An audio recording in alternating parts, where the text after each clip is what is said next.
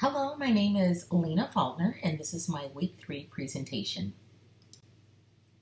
Today I'm going to discuss readings by Eisenhart and Spangel, which is our textbook, then look at an article by Landsberger, which is an author that was referenced in chapter 4, and finally review an article by Vidmar, who also referenced Landsberger's article.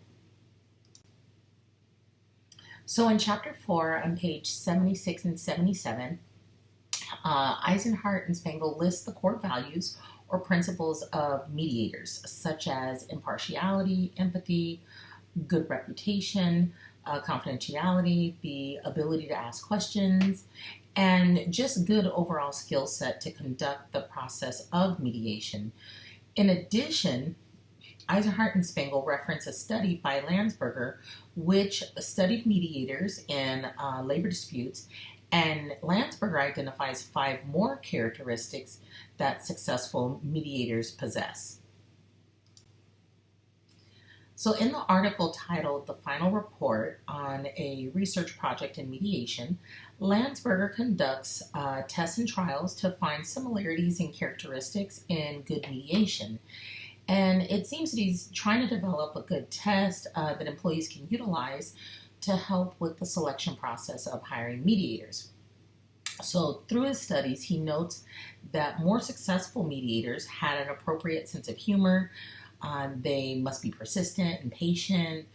They must have detailed knowledge about the subject that's being discussed and being mediated, and that they must have the ability to act unobtrusively in a conflict, and lastly, the ability to be empathetic, or at least make it appear to the parties involved that they are empathetic. So Vidmar, he wrote an article about a study that he conducted to identify mediator effectiveness. And a section of Vidmar's article discusses reactions toward the mediator from the parties involved that he references as negotiators. So Vidmar, he points out that Landsberger had mentioned in his article that the more intense a conflict was between the two negotiating parties, the more the mediator would need to intervene and, intervene in the discussion. And Vidmar notices this to be true in his own study, but he follows up saying that the more frequently the mediator intervenes, the more hostile the negotiators then become toward the mediator. And in turn, the mediator then starts to become more tense and more anxious as a reaction to this negativity that's being directed toward them. So all in all, the study did prove that, the more that it was more effective to have the mediator present during negotiations. But he did highlight this part of his article.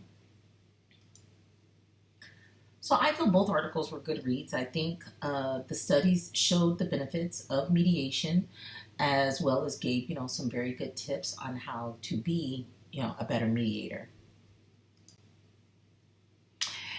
And that is my presentation. Thank you so much. And this is my Bible verse for this week. Thank you.